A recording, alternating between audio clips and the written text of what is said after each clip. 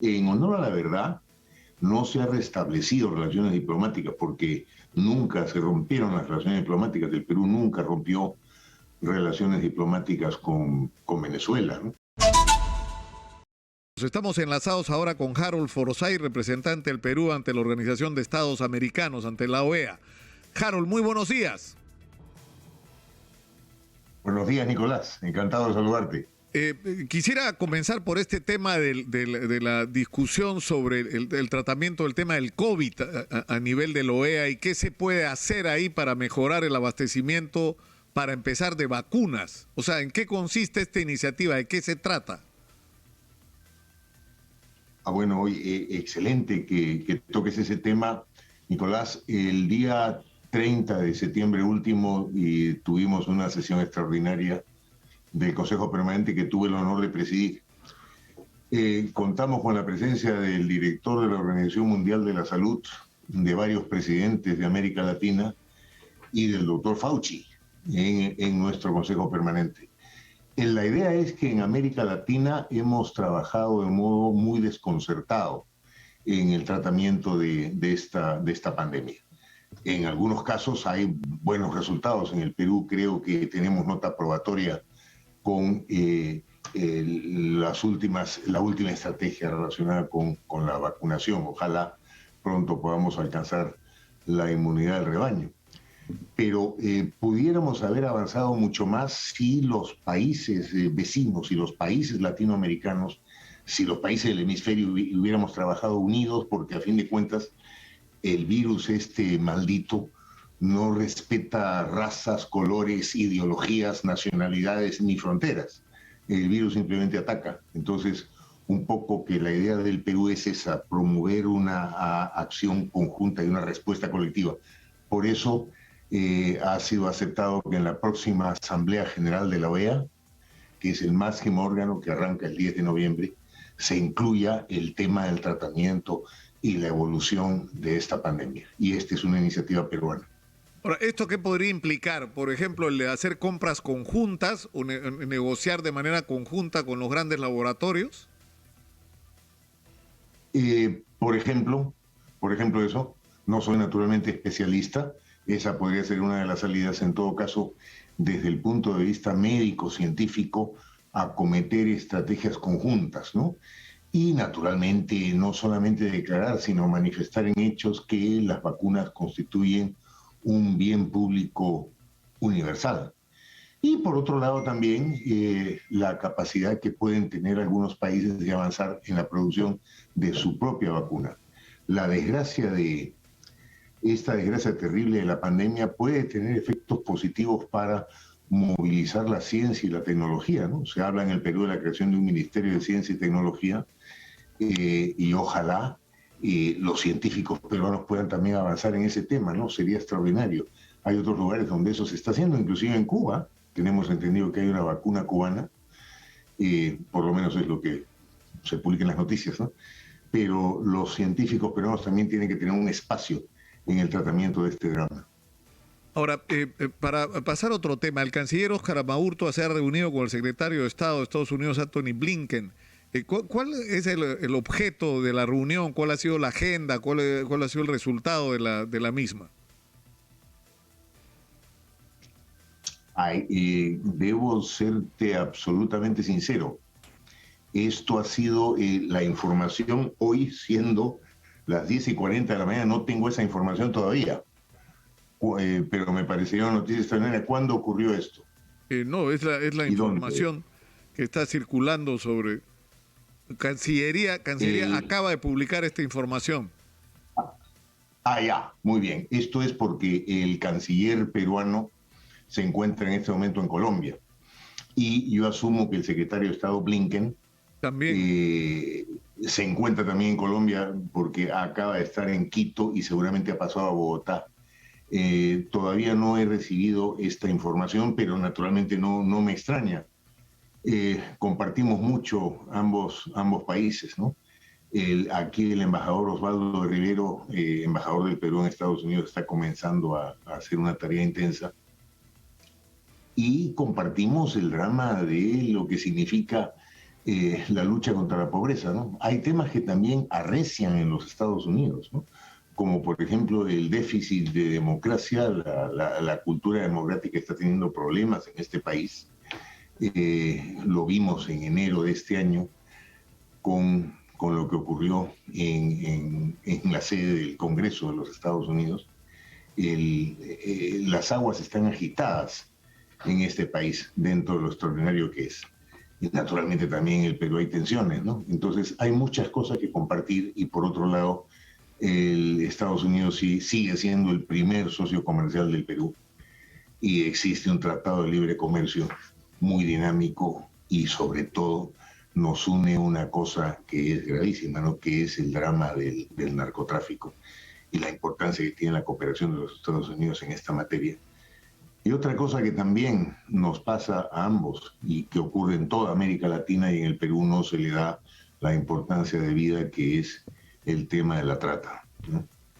La trata de personas. Ahora, se ha producido de hecho un cambio en la política exterior peruana hacia el tema de Venezuela. Es decir, hemos pasado de ser los promotores del Grupo de Lima a apoyar el proceso de diálogo en México, pero incluso se ha ido más allá, se han restablecido relaciones diplomáticas con Venezuela. Ahora, esto se ha visto, es decir, que la pregunta es qué significa esto, ¿no? O sea, esto es una estrategia que va en qué dirección. En honor a la verdad, no se han restablecido relaciones diplomáticas porque nunca se rompieron las relaciones diplomáticas. El Perú nunca rompió relaciones diplomáticas con Venezuela, ¿no? Con la República Bolivariana de Venezuela. Lo que ocurrió es que durante una etapa determinada, como muchos otros países de América Latina, se reconoció al gobierno del señor Juan Guaidó, porque la Asamblea parlamentaria de Venezuela, la Asamblea Legislativa, lo había elegido así. Pero concluido el mandato de esta Asamblea Legislativa, el Perú lo que decide simplemente es continuar las relaciones diplomáticas con el actual gobierno que está constituido allá. Y esto es una cosa que gran cantidad de países del mundo tienen de manera normal. Hasta Estados Unidos tiene relaciones diplomáticas con Venezuela. Prácticamente todos los países europeos tienen relaciones diplomáticas con Venezuela. Entonces, no es que se ha restablecido una relación. Pero en este momento lo importante, y el Grupo de Lima, la última reunión creo que fue en febrero, en realidad no es una cosa que haya vuelto a funcionar. Eso simplemente quedó en otra etapa porque en este momento estamos comprometidos todos y cruzando los dedos porque salga algo de las reuniones en México, ¿no? Donde el gobierno de Venezuela y la oposición, con el auspicio de un extraordinario país que es Noruega, pudieran encontrar salidas. Ha habido problemas en los últimos días con la actitud del gobierno de Venezuela por la extradición de este personaje de Cabo Verde a Estados Unidos, pero esperemos que esto se sobrepase y que continúe el diálogo, ¿no? Estamos todos los países de América Latina y el mundo entero en realidad está apostando por el éxito de ese encuentro en México. Ahora, ha habido un problema con el nombramiento de Richard Rojas que se ha convertido en una piedra en el zapato para la Cancillería, porque lo nombran embajador en Panamá y Panamá no lo recibe, por decirlo de alguna manera. Y cuando es nombrado embajador en Venezuela tiene una dificultad. La justicia acaba de ordenar 6 meses de impedimento de salida del país porque tiene un proceso por lavado de activos. Entonces, ¿cómo se maneja normalmente una situación de esta naturaleza en la tradición de nuestra Cancillería? Si es que alguna vez ha ocurrido algo así, ¿no? En América Latina nunca ha habido, que yo recuerde, la verdad, y tengo bastante experiencia, que no se acepte el nombramiento de un embajador. Por eso pienso que no fue exactamente el caso de lo ocurrido con Panamá. Lo que ocurre es que algunos países tienen un procedimiento interno, una normativa interna que exige un plazo determinado. Por ejemplo, en Italia, el beneplácito que otorga el gobierno italiano para el nombramiento de un embajador es 2 meses exactos, sea quien sea, son 2 meses. En el caso de Panamá, hay un tiempo también importante. Entonces, lo que hizo el Perú en un momento dado es retirar el nombramiento, que también es una decisión soberana del gobierno peruano, y lo nombró a otra misión, que en este caso Venezuela.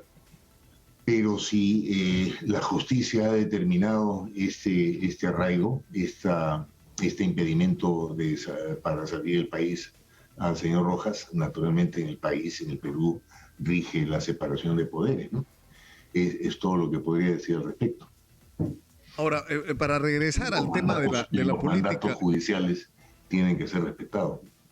Claro, o sea, no va a poder hacer ejercicio del cargo a menos que se resista al mandato judicial y evada la justicia y salga del país, lo cual sería ya una irregularidad total, ¿no? Tener un embajador que está evadiendo el requerimiento de la justicia. Ahora, con respecto, ustedes han discutido a nivel de la Cancillería el problema de la estrategia frente al tema venezolano, que es un tema bien espinoso, Harold, tú sabes, ¿no? O sea, en la campaña electoral ha habido mucho temor por el discurso, en particular del sector de Vladimir Cerrón, y hay mucha gente que teme que el Perú imite o siga el camino de Venezuela, ¿no? Y que acá se tome esa ruta, ¿no? Entonces... Bueno, yo te puedo demostrar con hechos ahora, hechos concretos, que nada de eso se ajusta a la verdad, Nicolás. Venezuela es un país hermano, es el país de Bolívar, es el país de Sucre, es el país de Andrés Bello. Entonces, es un país importantísimo, que en este momento está atravesando una situación muy complicada y que ojalá el asunto alcance a resolverse a través del diálogo y de la palabra en México. Muy bien, ese es el caso de Venezuela. Pero que el Perú pueda estar alineado con determinadas ideologías políticas, la verdad que eso es un disparate que no resiste el menor análisis.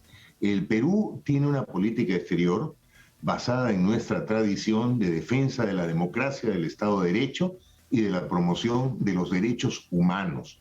Y aquí tengo un hecho concreto, que es la resolución aprobada ayer, hace 24 horas, por el Consejo Permanente de la OEA, con el voto peruano, por medio de la cual reiteramos el llamado para la liberación inmediata de los candidatos presidenciales y de los presos políticos en Nicaragua, y expresamos nuestra grave preocupación por que los intentos de Nicaragua de actuar al margen del Consejo Permanente de la OEA y en relación con la celebración de elecciones libres y justas han sido ignorados. Al mismo tiempo, señalamos que estamos dispuestos a adoptar otras acciones en conformidad con la Carta de la Organización de Estados Americanos y la Carta Democrática Interamericana, incluida una valoración de las elecciones del 7 de noviembre para la próxima Asamblea General de la OEA, que va a ser el 10 de noviembre. Con esto hemos urgido también con vehemencia al gobierno de Nicaragua a poner en práctica sin demora los principios de la Carta Democrática Interamericana. Yo creo que esto demuestra con hechos concretos que la política exterior del Perú no tiene ideología. La única ideología nuestra es la defensa de la democracia, del Estado de Derecho. Y a eso se orienta la Cancillería y se orienta el gobierno del Perú y el presidente del Perú, que es el que dirige la política exterior. Más allá de eso, cualquiera puede tener comentarios u opiniones porque somos naturalmente un país libre y lo seguiremos siendo. Ahora, hay quienes dicen que el Grupo de Lima debería ser restablecido, o incluso hay quienes se han quejado de que el gobierno ya no reconozca a Juan Guaidó como presidente. Pero, ¿cuál es la situación en realidad de Juan Guaidó en este momento? Porque me llamó la atención en la firma del documento en Ciudad de México, firman los representantes del gobierno, que es quienes representan a Nicolás Maduro, y firman los representantes de la coordinadora, no sé cómo es que se llama, de la oposición. Es decir, la propia gente de Guaidó está reconociendo que quienes están ahí a nombre del gobierno son los que representan a Maduro. Entonces, ¿cuál es la situación de Juan Guaidó? Esa oposición se llama Plataforma Democrática. Ya, y la plataforma tiene la representación de todas las fuerzas de oposición importantes de Venezuela, entre ellas la del señor Juan Guaidó. la del señor Enrique Capriles y la del señor Leopoldo López. Esa plataforma de la oposición incluye a todos en una negociación con la otra parte, que es el gobierno del señor Nicolás Maduro, actual presidente de Venezuela. Noruega es el gran sombrero, un país con muchísima experiencia en los procedimientos de negociación. No olvidemos que Noruega tuvo un rol fundamental en la negociación de paz de la guerrilla colombiana, ¿no? Que dentro de los problemas tan difíciles que tuvo, al final salió con éxito el tema de las FARC con el gobierno de Colombia. Vamos a esperar, pues, a ver cómo se desarrollan. Primero, que vuelvan a la mesa a conversar y que continúe el proceso. Va a ser muy lento, es muy difícil, pero aparentemente las dos partes tienen un objetivo, ¿no? Aparentemente, por lo menos es lo que han declarado, que es el bienestar de la sociedad venezolana, que atraviesa en este momento por una situación muy crítica, ¿no? Y con altísimos índices de pobreza según los indicadores internacionales. Repito que es un país maravilloso que merece una posición mejor. Y en cuanto al Grupo de Lima, en realidad eso nunca se ha constituido legalmente como un tratado, como una organización, y no hay ningún país en este momento que se sepa que tenga intenciones de volver con esa estrategia, que se justificó en un momento dado, pero hoy todos estamos apostando al proceso de México, ¿no? Y el Perú también. Ahora, el presidente de la Comisión de Relaciones Exteriores del Congreso, el señor Ernesto Bustamante, ha dicho que el canciller Maurtua podría enfrentar una interpelación por la designación de Richard Rojas como embajador del Perú en Venezuela. Y eso lleva a la discusión sobre cuáles son las atribuciones para el nombramiento de embajadores, cuáles son las restricciones, ¿no? Y si estas pueden ser de índole político, como en este caso, ¿no? O sea, ¿cómo se maneja esto, Harold? Bueno, y la vida cotidiana en nuestro país está muy, muy politizada, ¿no? Entonces cualquier cosa que se haga o se deje de hacer inmediatamente crea un reflejo político, ¿no? Pero es facultad del presidente de la República el nombramiento de sus embajadores, ¿no? Y naturalmente esa facultad está garantizada por la misma Constitución, esta Constitución de 1993. Y recuerdo algo, en la Constitución de 1979, los embajadores eran propuestos por el gobierno, pero tenían que ser ratificados por el Senado. Si el Senado no ratificaba, no había nombramiento. Recordemos el caso en 1980 del embajador Javier Pérez de Cuéllar, que el gobierno del presidente Fernando Belaúnde lo propuso para ser embajador del Perú en Brasil. Y sin embargo, el Senado de aquella época, curiosamente, rechazó el nombramiento, vetó el nombramiento de Javier Pérez de Cuéllar con lo que se llamaba, pues, las balotas negras. Entonces, Pérez de Cuéllar no pudo ser embajador en el Brasil, pero la vida tiene unas ironías impresionantes. Justamente por esos días fue elegido secretario general de las Naciones Unidas. Un hecho absolutamente impresionante que es ya parte de la historia del Perú. Pero vamos al hecho de que en la Constitución de 1979 era el Senado el que tenía que aprobar. Y en la misma mayoría que hizo esta Constitución, en el año 1993, eliminó esa facultad parlamentaria. De modo que es el presidente de la República el único responsable del nombramiento de sus embajadores. A veces las decisiones generan el consenso de todos y a veces no. Pero también eso es parte de la democracia. Ahora, y no hay ninguna restricción, es decir, no hay un mínimo de parámetros que un embajador debería cumplir, ya son los llamados embajadores políticos, ¿no es cierto?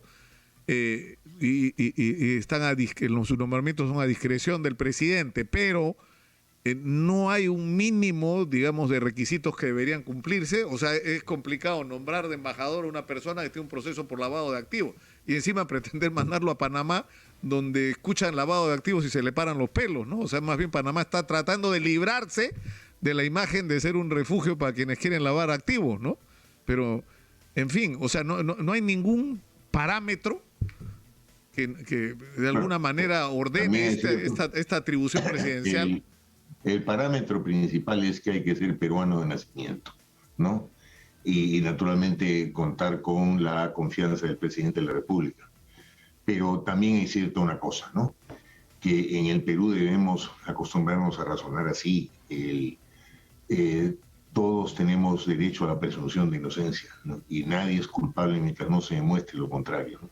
Es muy fácil en el Perú acusar, y las acusaciones tenemos a diestra y siniestra todos los días. Sin embargo, una cosa es ser acusado y otra cosa es ser culpable ante la ley, ¿no? Pero en todo caso, esto es simplemente una opinión personal, ¿no? Probablemente el ministro Maurtua expondrá esto ante la Comisión de Relaciones Exteriores, donde tengo entendido que ha sido citado, me parece que para el 27 exitosa de este mes. Ahora, para regresar a un tema que en este momento se ha convertido en relevante, que es el del narcotráfico, hay un problema porque se ha enfocado de una manera, yo creo, equivocada el tema del narcotráfico solamente en la erradicación, sin tener en cuenta que de los cultivos de hoja, que esto es una parte del problema y que encima se ha convertido en un problema social porque, según cálculos que hemos hecho con especialistas, fácilmente hay 500,000 de cultivadores de hoja de coca en el Perú y tal vez me quede corto.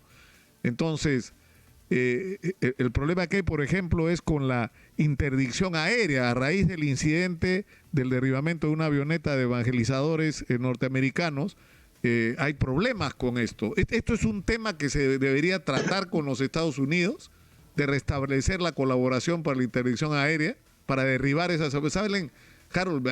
Esta mañana me contaba Pedro Yaranga temprano, que lo llamé, que en promedio salen 10 avionetas a la semana, del BRAEM solamente. ¿Y qué hacemos? Pues este es un verdadero drama. Con Estados Unidos, efectivamente, por lo que ocurrió con ese terrible accidente donde perdieron la vida varias personas, tiene una actitud, yo diría que bastante firme, en el sentido de no permitir que el Perú actúe, que la Fuerza Aérea actúe. Por supuesto, la Fuerza Aérea puede hacerlo, pero lo que no puede, de acuerdo con los puntos que se acuerdan con Estados Unidos, es utilizar equipos que tienen que ver con la cooperación de los Estados Unidos.